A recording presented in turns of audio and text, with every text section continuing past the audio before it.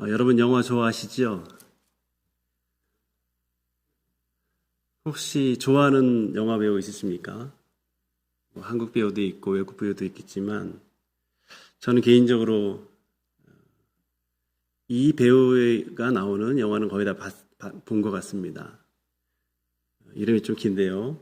레오나르도 디카프리오. 물론 외모로 볼 때도 너무 잘생겼습니다. 하지만 제가 그 영화를 좋아하는 이유는 그 외모로 하는 연기가 아니라 계속 내면으로 하는 그 연기가 저한테는 상당한 감동을 줍니다. 좀 오래된 그 영화인데 Catch Me If You Can 이라는 영화가 있습니다. 이 영화는 실화를 바탕으로 한 영화인데 디카프리오가 그 주인공을 연기합니다. 이 주인공은 상황에 따라 자기 모습을 바꾸는 사람입니다. 때로는 조종사처럼, 때로는 의사처럼, 때로는 변호사처럼 그렇게 자기를 바꿉니다. 그가 얼마나 잘 바꿨는지 많은 사람들이 속습니다. 물론 자기를 그렇게 보이기 위해서, 의사로 보이기 위해서, 파일럿으로 보이기 위해서 그는 참 많은 노력을 합니다. 옷도 얻어입고, 옷도 바꾸고, 또 말투도 바꾸고, 뭔가 이 전문적인, 그 전문적인 일을 하는 사람처럼 많은 훈련을, 연습을 하지요. 그래서 영화 속의 주인공은 사람들을 속이는 아주 탁월한 재주를 발휘를 합니다. 참 재밌는 영화입니다. 한 영화 안에서 다양한 사람의 역할을 한다는 것은 참 쉬운 게 아닙니다. 그래서 한국 권위 있는 대종상, 청룡상 이런 수상자 중에서는 한 극에서 두 사람 이상의 역할을 하는, 예를 들어 쌍둥이 역할을 하거나 또는 30년 전에 자신의 어머니의 역할 또는 딸의 역할을 하거나 참 대단한 어떤 노력이 필요하죠. 배우는 자기가 맡은 배역을 잘 표현하기 위해서 받은 대본의 캐릭터를 잘 분석을 합니다. 그 사람처럼 말하고 그 사람처럼 움직이고 그 사람처럼 보이기 위해서 다양한 장소에 가서 훈련합니다. 오늘 본문에는 배우가 아닌데도 다른 사람처럼 보이기 위해서 애쓰는 사람이 나옵니다. 그 사람 이름이 뭐죠? 야곱입니다. 야곱은 복을 받기 원해서 자기를 꾸밉니다.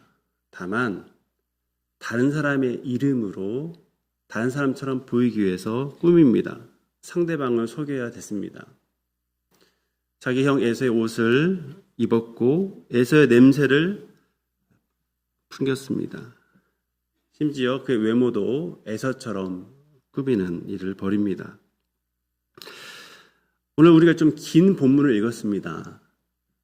이 긴 본문 안에서 다양한 사람들의 문제가 나타납니다. 방금 야곱의 문제에 대해서 말씀드렸지만 사실은 이 야곱 가정에 전반적인 문제가 있습니다. 이삭은 하나님의 말씀보다 자기 취향을 앞세우는 모습을 보였습니다. 리브가는 하나님의 분명한 약속을 자기 방법으로 이루려 했던 성급한 모습을 보입니다. 그리고 조금 전 살펴본 것처럼 야곱은 복을 얻기 위해 자기 자신을 다른 사람으로 그렇게 바꾸는 모습을 봅니다. 우리는 하나님의 복을 받기를 원하죠. 하나님의 은혜를 얻기 원합니다. 우리는 그 하나님의 은혜와 복을 구하는 사람입니다. 그러나 과연 이 복을 얻기 위해서, 은혜를 얻기 위해서 오늘 본문처럼 혹시 자기가 아닌 다른 모습으로 꾸미는 모습은 있지 않은지 오늘 말씀을 통해서 좀 보기를 원합니다. 그리고 그 하나님의 복을 하나님께서 이루실 하나님의 주권적인 방법이 아닌 자기의 취향, 자기의 방법 또는 거짓된 방식으로 혹시 그 복을 얻으려 애쓰고 있는지는 아닌지 우리가 오늘 말씀을 통해서 보고자 합니다. 오늘 본문에는 하나님의 복을 자기 방식으로 다루는 세 사람에 대해서 보려고 하는데, 이삭은 복을 주기 위해서 은밀하게 계획하고 있고, 리브가는 복의 대상을 바꾸기 위해서 매우 조급하게 움직입니다. 그리고 야곱은 복을 얻기 위해서 거짓된 모습으로 아버지의 앞에 서는 모습을 봅니다. 우리가 이 세 장면을 따라서 오늘 본문을 좀 보도록 하겠습니다. 1절은 이렇게 시작이 됩니다. 이삭은 나이가 많아 눈이 어두워 잘 보지 못하더니. 이삭은 나이가 많습니다. 대략 계산하면 137세 정도가 됩니다. 눈이 어두워지고 그래서 잘 보지 못합니다. 그러니까 지금 이삭은 몸의 연약함이 나타나는 거죠. 우리가 나이가 들면 몸이 이전 같지 않습니다. 16초 안에 100m를 갈 수 있었던 그 과거가 아닌, 이제는 30초 안에도 100m를 할 수 없는 그런 우리 몸으로 바뀌기도 하죠. 심지어는 뛰지 않는 인생을 살기도 합니다. 어느덧 눈이 침침해지고 귀가 어두워지고 힘이 빠지는 그런 노년을 지금 겪고 있습니다. 하지만 성경에서는 이런 노년의 연약함 자체를 비난하지 않습니다. 오늘 본문 1절은 눈이 어두워졌다라고 말하는데, 창세기에서 이 눈은 신체 기관을 가리키는 것이지만, 그러나 그것을 넘어서 그 사람의 상태의 변화를 나타내는 그런 표현으로 삼고 있습니다. 표현으로 이 눈을 사용하기도 합니다. 창세기 3장 아담과 하와의 눈이 밝아집니다. 선악과를 취한 이후 밝아지죠. 이 표현은 죄 이후의 자신과 세계를 새롭게 인식된 그런 상태, 죄악된 상태를 가리킵니다. 창세기 21장에는 하나님께서 은혜로 계속 하갈을 지키신다는 말씀을 하시는데, 이 이후에 하갈의 눈이 밝아집니다. 그리고 이미 앞에 있던 그 우물을 보게 되는 거죠. 그리고 이 우물을 먹고 하나님을 소망하면서 다시 살아가게 됩니다. 그래서 이런 창세기에 이런 눈에 대한 사용 방법을 보면, 오늘 27장에 나타난 이삭을 보면 그의 눈의 어두움은 단순히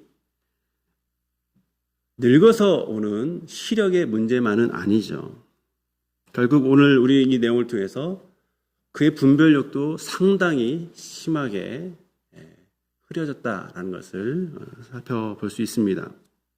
2절 이하를 보면 이삭은 에서를 부르고 이렇게 말합니다. 우리 2절을 보면 내가 이제 늙어 어느 날 죽을지 알지 못한다 라고 말합니다. 그리고 나를 위해서 사냥하라 라고 말합니다. 내가 즐기는 별미 너가 아는데 내게로 가져와서 먹게 해서 내가 죽기 전에 마음껏 내게 축복하게 하라 라고 지금 말합니다. 이삭은 자신의 나이, 자신의 신체적인 능력을 생각할 때 지금 죽음이 얼마 가까워 있지 않다고 생각을 했던 것 같습니다. 그래서 죽기 전에 에서를 축복하려 합니다. 그런데 이상한 점이 있습니다. 누구만 부릅니까? 에서만 부릅니다. 두 아들이 있는데 그 중에서 에서만 부르고 있습니다. 언약 가족의 축복하는, 언약 가정에서 하나님의 복을 선언하는 이 너무나 귀한 자리에서 지금 에서만 부르고 자기 아내 리브가에 이 사실을 알리지 않은 채 아주 은밀하게 진행을 하고 있습니다. 여기서 족장 이삭이 하는 축복은 그저 덕담이 아닙니다. 창세기에서 족장의 축복은 그 언약 백성의 언약 가문의 질서를 제시하는, 또 선언하는 것입니다. 결국 아브라함에게 주신 하나님의 약속이 이삭을 통해서 이어지는데, 그 이후 누구를 통해서 이어지고 그 복을 하나님께서 주신 그 약속을 가지고 선언하는 아주 중요한 선언이죠. 그래서 족장의 축복은 유언을 선포하는 것 같은 효력을 가지는 것이죠. 그래서 이 일은 자기 기분대로 마음대로 결정하고 시행할 일은 아닙니다. 가문에 있어서 매우 중요한 일이기 때문에 온 가정이 함께 참여해서 하나님 앞에서 실행해야 할 매우 중요한 일입니다. 그런데 이 일 가운데 리브가도 야곱도 배제되어 있고 오직 에서만 그는 이상은 챙기고 있는 것이죠. 언약의 축복을 자신이 좋아하는 별미와 연결시켜서 에서에게만 이렇게 말하고 있습니다. 내가 즐기는 별미를 만들어 와라. 내가 먹고 너를 마음껏 축복하게 하라. 라고 말을 하고 있습니다. 이삭의 에서 사랑은 사실 창세기 25장 28절에 이미 예고된 일이었습니다. 28절에 보면 이삭은 에서가 사냥한 고기를 좋아함으로 그를 사랑하고 리브가는 야곱을 사랑하였더라 라고 말하고 있습니다.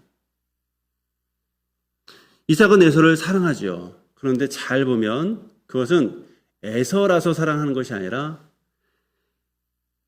에서가 가져다 주는 그 사냥한 그 음식 때문에 지금 그를 사랑한다라고 지금 표현하고 있습니다. 에서가 가져오는 고기와 또 그것을 먹는 그 만족이 점점 이삭의 마음이 에서로 기울게 했다라는 것이죠. 여러분 사실 이것은 너무나 자연스러운 일입니다. 여러분 우리에게 기쁨을 주는 존재에게 우리의 마음이 더 기우는 거죠. 여러분 이런 대상이 있기 때문에 우리가 연애를 하기도 하고 또 결혼을 하기도 하고 그 사이에서 아이를 낳고 그 아이를 키우는 거죠. 다 우리는 우리에게 기쁨을 주는 존재 때문에 그들 때문에 이 기쁨 때문에 행복 때문에 우리는 관계를 맺고 그 관계 안에서 헌신된 삶을 살아가게 됩니다.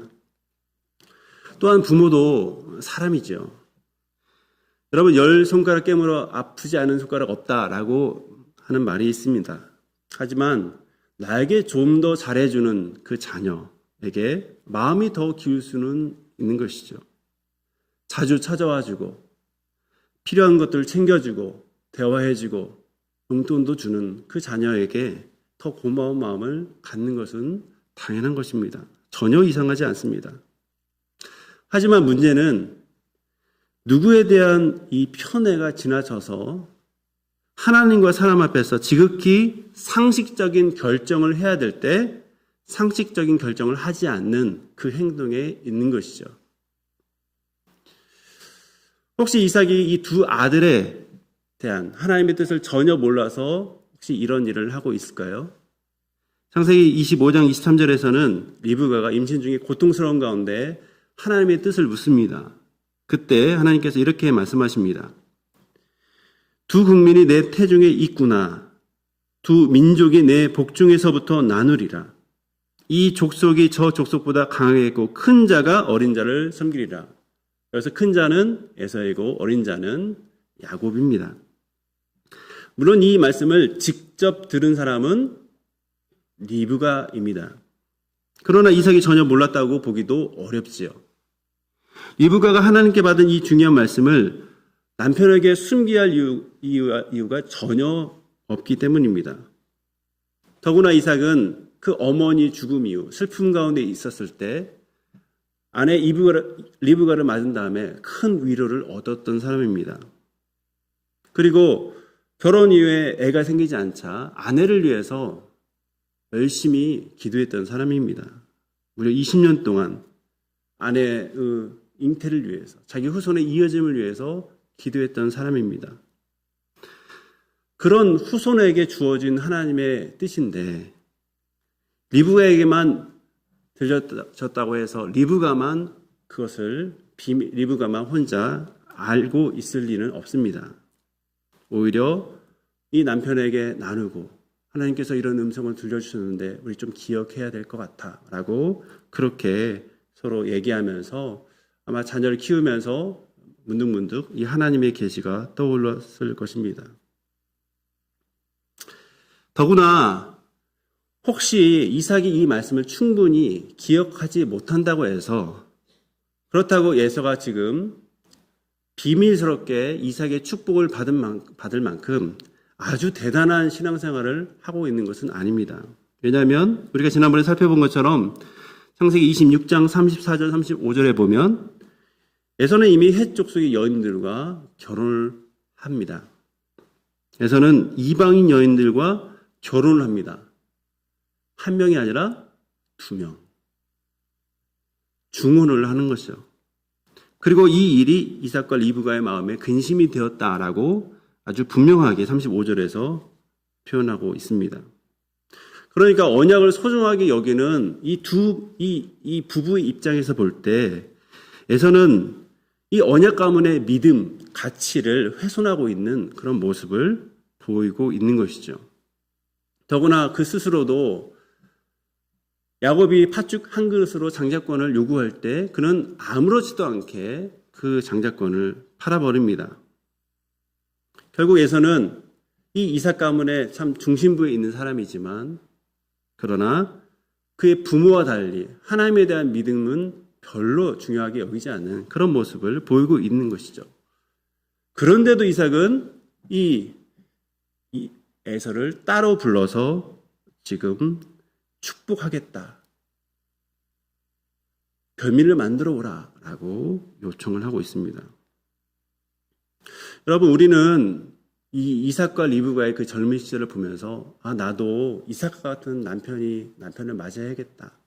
리브가 같은 아내를 맞이했으면 좋겠다라고 하면서 결혼을 위해서 기도할 수 있습니다. 그 젊은 날의 이 부부는 너무나 아름다운 신앙의 모델이죠. 그리고 그랄의 결혼 이후에 그랄에서 살았던 그 믿음의 삶, 이삭의 믿음의 삶도 우리는 기억할 수 있습니다. 그러나 오늘 본문에서 나타난 이 노년의 이삭은 그런 모습이 아닙니다. 리브가와 의논하지 않습니다. 하나님께 묻지도 않습니다. 이 언약 가정의 축복을 그저 자기 뜻 가운데 은밀하게 진행시키려는 그런 모습을 보이고 있습니다. 그런데 이것이 문제이죠. 이삭에게 맡겨진 것은 그 축복을 마음대로 나누는 그런 권력이 아닙니다. 그에게 맡겨진 것은 하나님의 언약을 계속 계승하고 그 언약의 가정으로 세울 수 있도록 하는 정말 무거운 책임이었던 것이죠. 그런데 이삭의 지금 행동을 보면 그 책임과는 상관없는 모습을 보입니다. 책임보다는 자기 입맛에 맞는 그 입맛을 맞추는 아들에게 마음이 기울어 있는 것을 보게 되는 거죠. 이삭은 분명 위대한 믿음의 인물입니다. 그러나 우리가 보고 있는 이 노년의 이삭은 완벽히 자기 입맛대로 살아가고 있는 모습을 보이고 있는 것이죠. 여러분, 이런 점은 우리에게 교훈이 됩니다. 우리는 과거 젊었던 시절의 신앙을 추억하며 그 헌신을 추억하며 내가 참 이렇게 살아왔어 하면서 하나님께 감사드릴 때도 있지만 오늘 본문을 통해서 볼 수 있는 것은 그 아름다웠던 하나님께 헌신을 드렸던 그 젊은 시절도 있었지만 그러나 그것이 꼭 노년에도 그렇게 이어지진 않는다라고 하는 겁니다. 우리가 노년을 위해서 경제적으로 준비하듯이 우리는 노년의 건강한 신앙생활을 위해서 깨어서 기도해야 되는 거죠. 제가 그 젊어서 가졌던 그 아름다운 신앙이 뒤로 갈수록 세월이 흐를수록 훼손되지 않도록 우리는 기도해야 되는 거죠. 그리고 하나님의 은혜를 계속 구해야 됩니다. 하나님, 제가 나중에 엉뚱한 짓거리 하지 않도록 아름다운 신앙의 모습을 끝까지 나타낼 수 있도록 하나님 제발 도와달라고 우리 자신을 위해서 기도해야 되고 우리 자녀들은 우리 부모님을 위해서 그렇게 기도를 해야 하는 것입니다.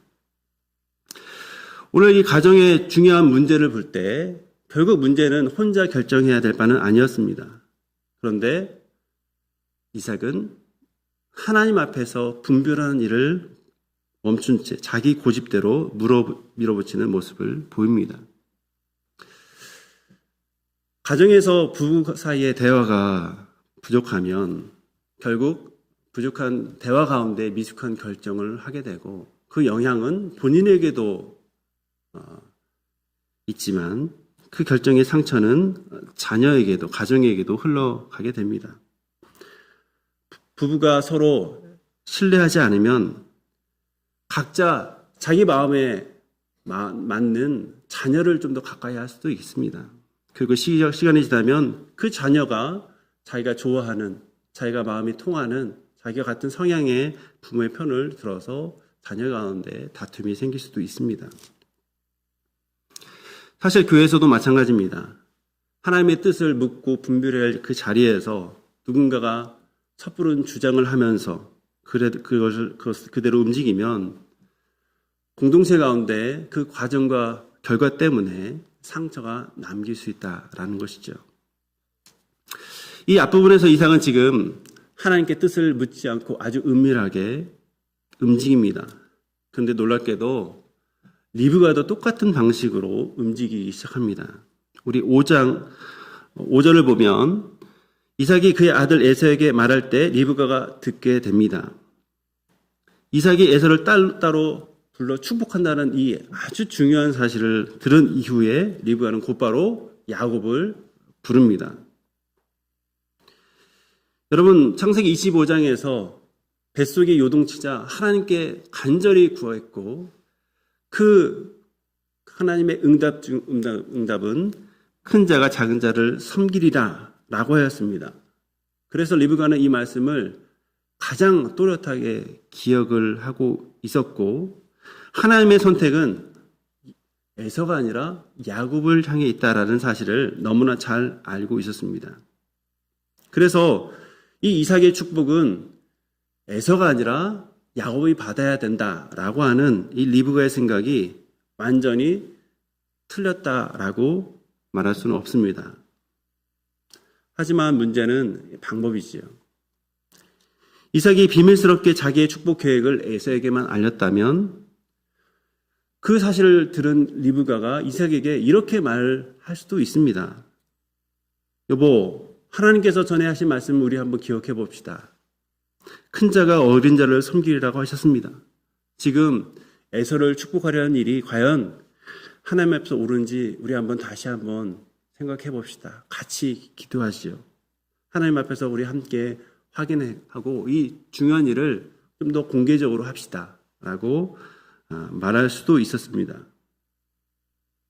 하지만 리브가는 그런 대화를 하지 않습니다. 저는 왜 그런지 참 궁금해요. 혹시 싸워서 그런지, 부부 사이에 너무 심한 싸움이 있어서 냉전 기간이어서 그런지, 아니면 오래도록 사는 과정 가운데서 내가 아무리 말을 해도 저 사람은 들을 사람이 아니야 라고 하는 그런 생각 가운데 아예 대화를 포기해버렸는지, 왜 그랬는지는 나중에 물어봐서 제가 좀 알려고 합니다. 아무튼 리브가는 남편과 대화하지 않습니다. 또한 기다림을 선택하지도 않습니다. 여러분, 기다림은 중요합니다. 하나님의 뜻은 반드시 하나님께서 주도해서 이루십니다. 그런데 지금 이삭이 에서를 축복해도 결국 하나님께서 그것을 뒤집어서 하실 수 있는 그런 믿음이 있다면 사실은 리브가는 기다림을 선택해야 하는 거죠. 그런데 대화를 선택하지도 않고 기다림을 선택하지도 않습니다.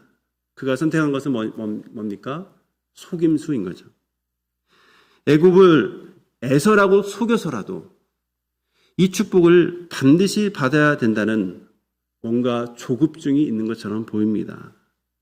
야곱이 이 축복을 반드시 받아야 된다라는 생각에 목매어 있는 리브가의 모습을 보게 됩니다. 이제 8절에 보면 야곱을 찾아서 조금 전에 들은 내용을 간략하게 설명한 다음에 이렇게 명령합니다. 내 아들아, 8절입니다. 내 말을 따라 내가 내게 명하는 대로. 여러분, 지금 리브가는 야곱에게 권유가 아니라 명령합니다. 어머니로서의 그 권위를 사용하고 있습니다. 야곱에게 염소 새끼 2마리를 어서 가져와서 내가 아버지에게 드릴 별미를 내가 맛있게 만들겠다라고 지금 말하고 있습니다. 여러분, 저는 이 내용을 보면서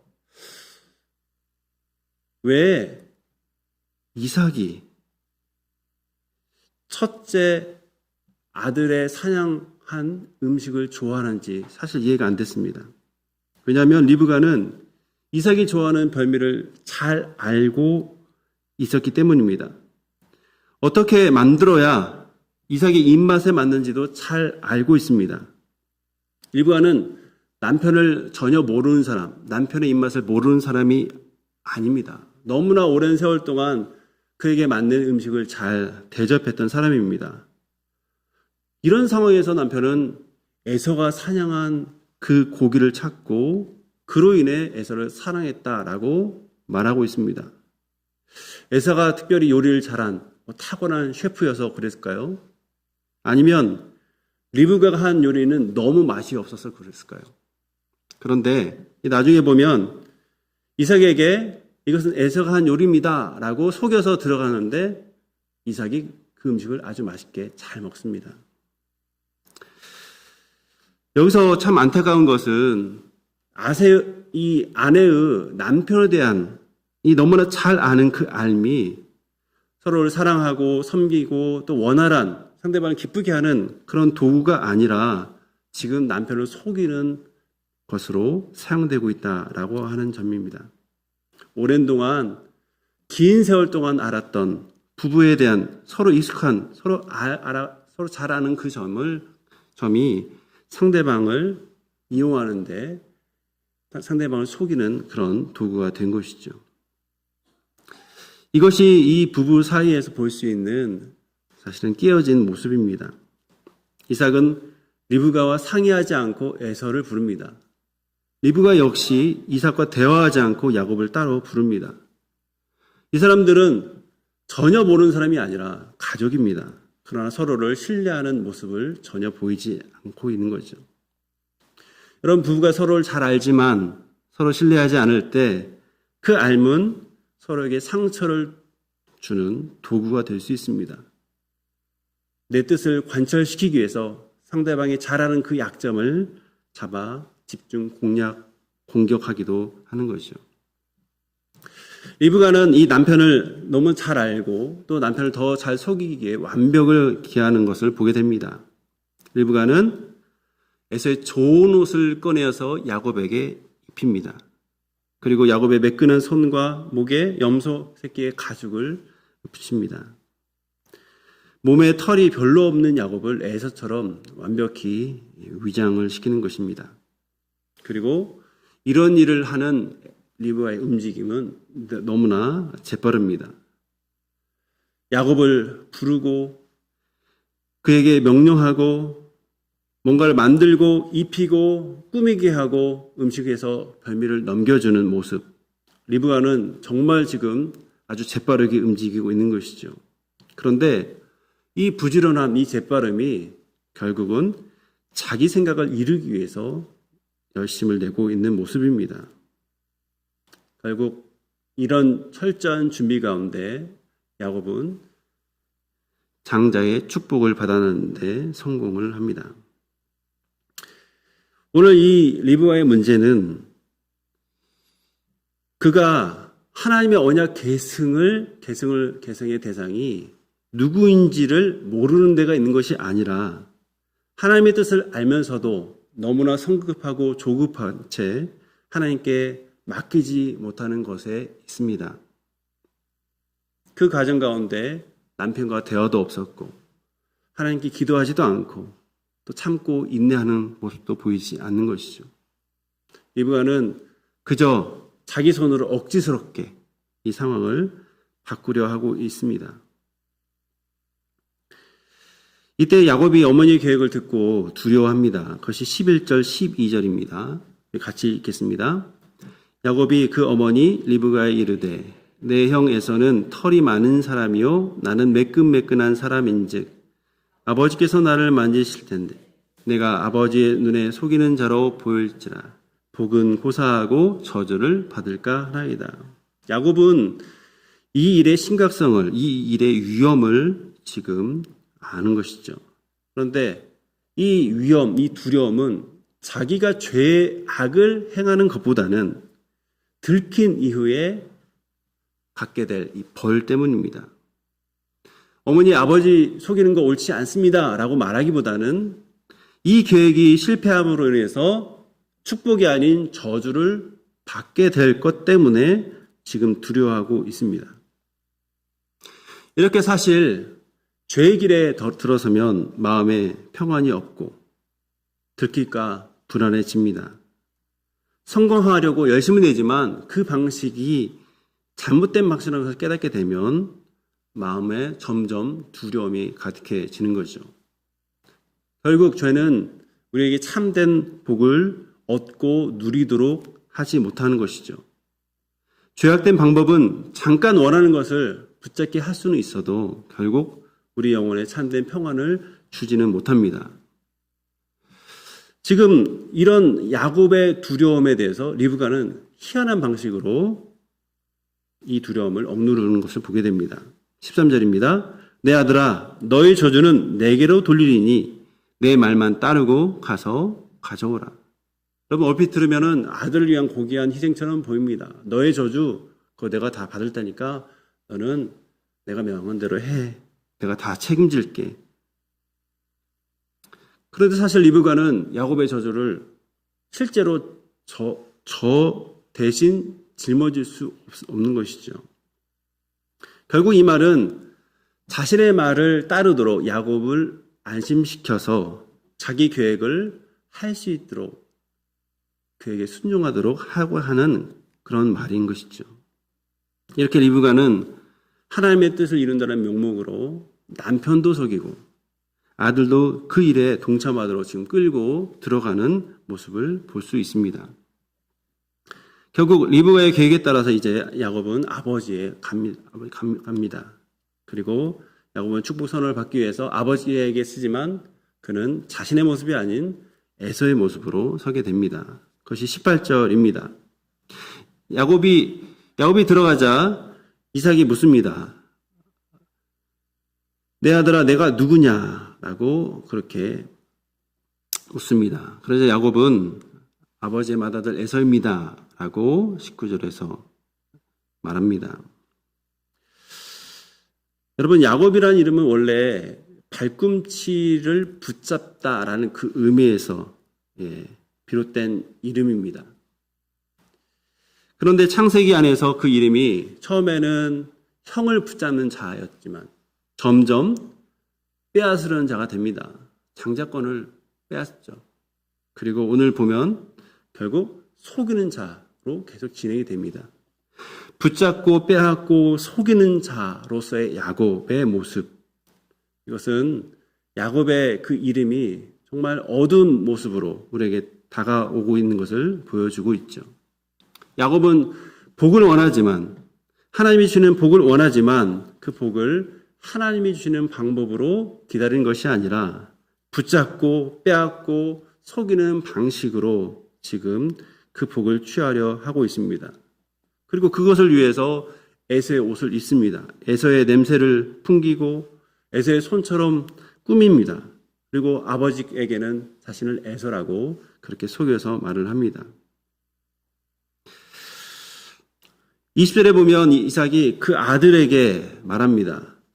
사냥한 고기를 이렇게 빨리 요리해서 가져오는 그 일에 대해서 의문을 가지고 말하는 거죠. 내 아들아, 내가 어떻게 이같이 속히 잡았느냐라고 말합니다. 그러자 이 야곱의 대답을 한번 보십시오. 아버지 하나님 여호와께서 나를 순조롭게 만나게 하셨음이니이다.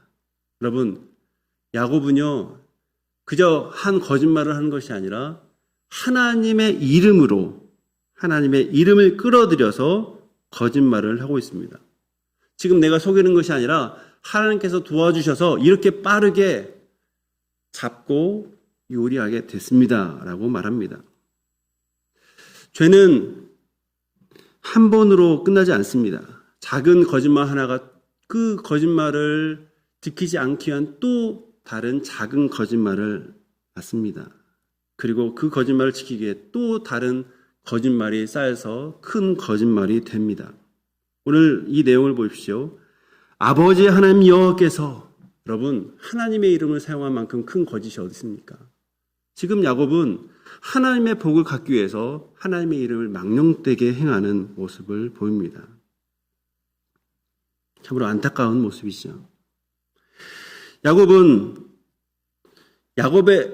이삭은 야곱의 목소리를 듣고 다시 의심하면서 직접 확인하고자 합니다. 그것이 21절, 22절입니다.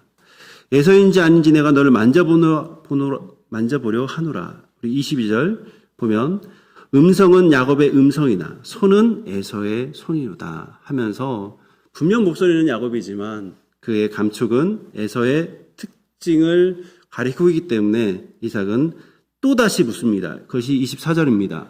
내가 참 내 아들 에서냐? 라고 묻습니다. 야곱은 그렇습니다. 라고 하면서 거짓말을 처음부터 계속 반복을 하고 있습니다. 그러자 이삭은 준비한 음식을 그리고 음료를 마신 다음에 마지막으로 한 번 더 확인하고자 합니다. 그래서 가까이 와서 입맞추라 라고 말합니다. 야곱이 가까이 오니까 이삭은 에서의 옷에서 나오는 그 향취를 맡고 에서구나 라고 확인한 다음에 마지막 축복을 합니다. 우리 27절에서 29절까지의 말씀 우리 같이 읽도록 하겠습니다. 그가 가까이 가서 그에게 입맞추니 아버지가 그의 옷에 향취를 맡고 그에게 축복하여 이르되 내 아들의 향취는 여호와께서 복 주신 밭의 향취로다. 하나님은 하늘의 이슬과 땅의 기름짐이며 풍성한 곡식과 포도주를 내게 주시기를 원하노라. 만민이 너를 섬기고 열국이 내게 굴복하리니 내가 형제들의 주가 되고 내 어머니의 아들들이 내게 굴복하며 너를 저주하는 자는 저주를 받고 너를 축복하는 자는 복을 받기를 원하노라. 이삭이 축복하는 이 축복의 내용은 크게 세 가지입니다. 첫 번째로는 땅의 풍요입니다. 이슬 땅의 기름짐, 풍성한 곡식과 포도주, 이 땅의 풍요를 기원하는 것이죠. 두 번째로는 민족들에 대한 주도권을 지금 축복합니다. 만민과 열국이 지금 장차 그를 섬길 것을 축복합니다. 그리고 이를 위해서 가장 먼저 이삭 가문을 주도할 것을 지금 축복을 하고 있습니다. 내 형제들의 주가 되고 내 어머니 아들들이 내게 굴복하기를 원한다. 세 번째는 아브라함 언약의 계승입니다. 너를 저주하는 자는 저주를 받고 너를 축복하는 자는 복을 받기를 원하노라. 아브라함이 복의 약속을 받았을 때, 창세기 12장 3절의 약속을 받았을 때 이 복을 받았습니다.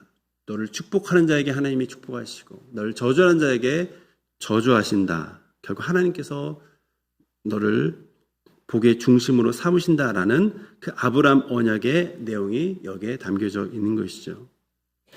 결국 이 축복은 그냥 작은 가문에서 아버지의 소망을 담은 그런 단순한 말이 아니라 하나님 앞에서 선포되는 언약 공동체 계승에 대한 아주 위대한 선언입니다. 그리고 야곱은 이 이삭의 축복을 결국은 받아내는 거죠. 여러분, 이 결과를 보면 결국 속임을 통해서 목적을 달성하는 것처럼 보입니다. 그러나 27장의 내용을 잘 보면 우리는 인간의 죄와 탐욕에도 불구하고 하나님께서 그 언약을 분명히 이루시는 그런 분이신 것을 보게 됩니다. 우리가 본 것처럼 이 노년의 이삭의 부부 그리고 그 가정에서는 도저히 배울 점이 하나도 없습니다. 여러분, 우리가 이삭의 편애를 배워야 됩니까? 리브가의 그 조급함과 이 속임수를 배워야 됩니까? 그 야곱의 거짓 행위, 심지어 하나님의 이름으로 망령되게 자신이 진실하다 증명하는 것 우리가 배울 수 있습니까? 여러분, 이 내용에서는 도저히 배울 점이 하나도 없습니다. 과연 이들이 언약을 계승하는 사람이고 믿음의 사람인지 의심스럽기도 합니다. 그럼에도 불구하고 하나님은 이 야곱의 자손을 통해서 하나님의 백성을 만드십니다. 번성케 하시죠. 그들을 하나님의 백성으로 만드시고 예배하는 백성으로 만드셔서 그들 가운데 하나님의 계명과 하나님의 성전과 또 예배하는 제사는 많은 방법을 주십니다. 그리고 이것은 결국 오늘날 그리스도 안에서 형성된 하나님의 백성인 이 신약 교회의 그림자 역할을 하게 되는 것이죠. 결국 사람의 죄된 모습 탐욕에도 불구하고 하나님께서 자기 언약을 지키시기 위해서 그 보이지 않는 곳에서 끊임없이 일하시는 모습을 보게 됩니다.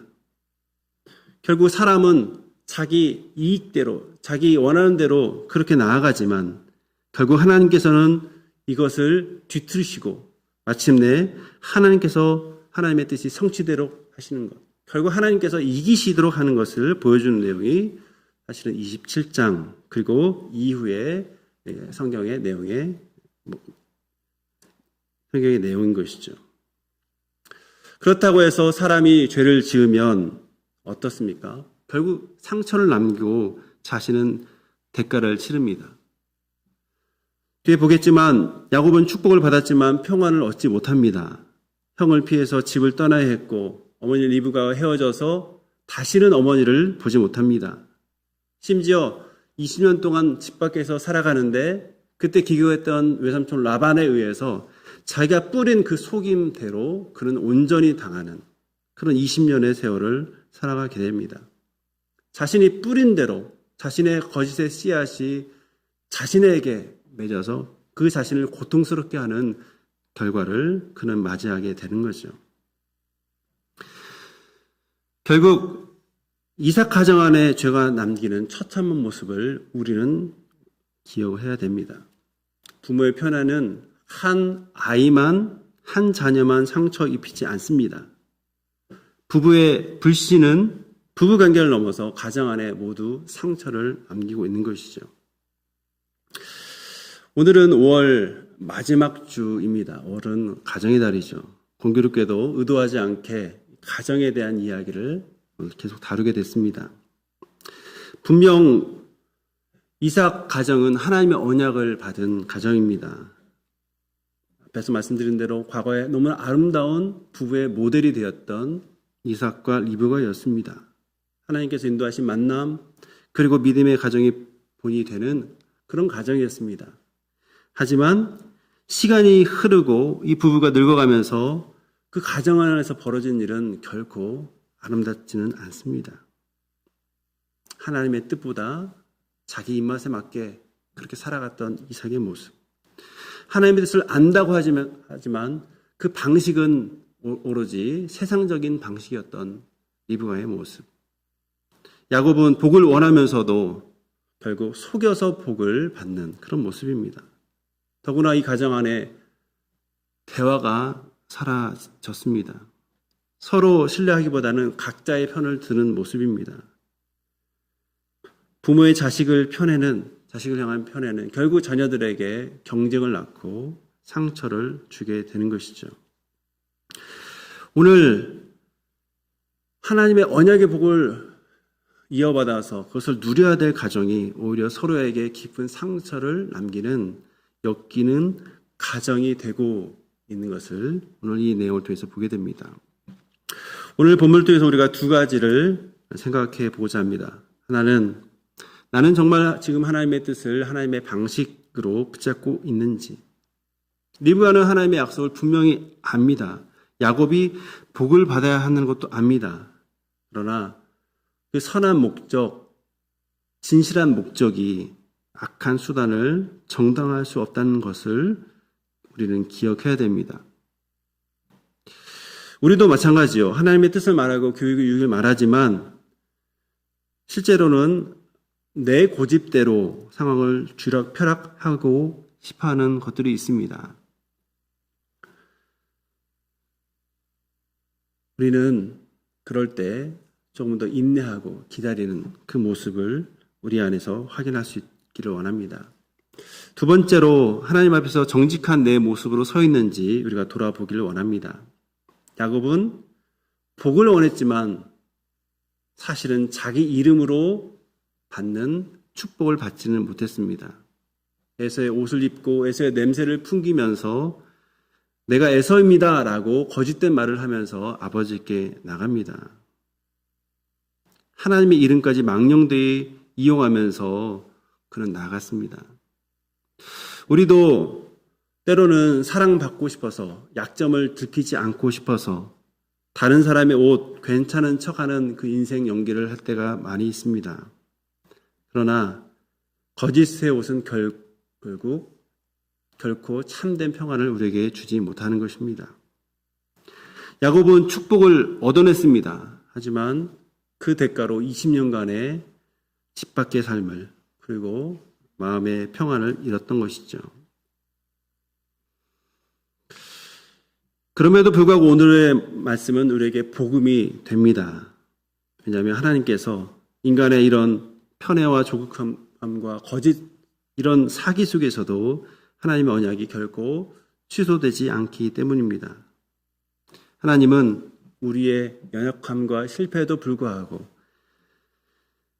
우리를 붙잡으시고 하나님의 뜻을 반드시 이루는 그 일을 우리에게 나타내 보여주시는 거죠. 결국 우리의 얄팍함보다 하나님의 계획이 이루어지고 결국 하나님께서 이 모든 상황을 이기는 분이신 것을 이 내용을 통해서 우리가 알게 되는 것이죠. 그러므로 우리가 잔머리로 축복을, 하나님의 복을 쟁취하려 하는 것이 아니라 하나님을 신뢰함으로 계속 나아가기를 원합니다. 우리의 거짓된 모습이 있다면 다시 한번 그것을 정직하게 바라볼 수 있기를 원합니다. 우리의 단절된 대화의 모습이 있다면 그것을 회복하기를 원합니다. 오직 하나님의 언약을 붙들고 우리의 가정과 교회가 진실한 대화가 오가는 그런 곳이 되기를 원합니다. 정직한 믿음으로 살아가는 우리 주님의 사람들이 되기를 원합니다. 우리 말씀을 생각하면서 우리 한번 기도하도록 하겠습니다. 하나님 아버지, 하나님의 말씀보다 다른 것에 현혹되어 있는 그런 모습이 있지 않도록 주님 우리의 눈을 밝혀 주옵소서. 하나님의 뜻을 말하지만 그 뜻을 하나님의 방식으로 이루지 않고자 하는 그런 나의 조급한 모습도 있다면 회개하게 하시고 가정이 대화와 신뢰가 회복되는 가정이 될 수 있도록 우리 한번 다 함께 기도하도록 하겠습니다. 하나님 아버지, 오늘 말씀을 돌아보면서 하나님의 말씀을 가지고 있지만 그러나 그 말씀이 우리의 중심이 되지 못하고 내가 원하는 것, 내가 좋아하는 것, 내 취향이 더 중심되어 가는 나의 삶을 보게 됩니다. 주님, 우리의 삶의 중심이 다시금 하나님의 말씀이 될 수 있도록 주께서 우리를 교정하여 주옵소서. 말씀 가운데 찔림이 있다면 회개하게 하여 주옵소서. 하나님의 뜻을 말하면서도 혹시 유선된 모습으로 살아가지는 않았습니까? 주여 회개하오니 주여 하나님 앞에서 정직한 영을 허락하여 주시사 진실된 말을 하고 진실된 인간관계를 가질 수 있도록 주님 도와주옵소서. 주님, 우리 주께서 허락하여준 이 가정이 진실된 그 대화가 오고 갈 수 있는, 그래서 이 가정이 정말로 신뢰가 회복되는 그런 가정이 될 수 있도록 주께서 은혜를 더하여 주시고 인도하여 주옵소서. 우리의 실패보다 더 크신 하나님의 언약을 붙드는 저희 되게 하여 주옵소서. 하나님 아버지, 오늘 말씀 앞에서 우리 자신의 모습을 보기를 원합니다. 과거 하나님 말씀을 우선시했지만 어느덧 세월을 지내오면서 말씀보다 자기가 좋아하는 것을 앞세웠던 우리의 마음들 회개합니다. 리브가처럼 하나님의 말씀을 말하기는 좋아하지만 정작 하나님의 뜻을 이루는 방법은 세상적이었음을 고백합니다. 야곱처럼 하늘의 복을 원하면서도 하늘에 속한 차다운 정직한 모습을 잃어버린 채 살아갔던 우리의 모습을 회개합니다. 용서하여 주옵소서. 주님, 우리의 시각을, 우리의 눈을 밝혀주시길 원합니다. 하나님께서 이루실 것을 분명히 믿고 그 뜻대로 인내하며 하나님의 뜻을 하나님의 방법으로 이루는 그런 삶을 살아갈 수 있도록 도와주옵소서. 특별히 주께서 허락하신 이 귀한 가정이 부부의 관계가 아름답게 회복될 수 있도록 도와주옵소서. 서로를 무시하지 않게 하여 주시고 부모가 자식을 편애하지 않도록 도와주시고 또 자식들이 부모 간의 그 냉전 때문에 상처받지 않도록 주께서 붙들어 주옵소서. 주님, 우리가 죄를 가볍게 여기지 않게 하여 주시고 죄가 남은 상처 때문에 두려워하게 하여 주시고 그래서 죄보다 하나님께서 기뻐하실 일들을 선택하는 믿음의 사람 되게 하여 주옵소서. 무엇보다도 우리 안에 이미 거하시는 예수 그리스도의 그 은혜를 힘입어 다시 믿음으로 살아가는 주님의 사람 되게 하여 주옵소서. 다시금 우리 교회가 서로를 마음을 열어 대하는 진실된 대화가 더 있게 하여 주시고 누구든지 그리스도 안에서 품는 넓은 교회 될 수 있도록 도와주옵소서. 예수님의 이름으로 기도합나이다. 아멘.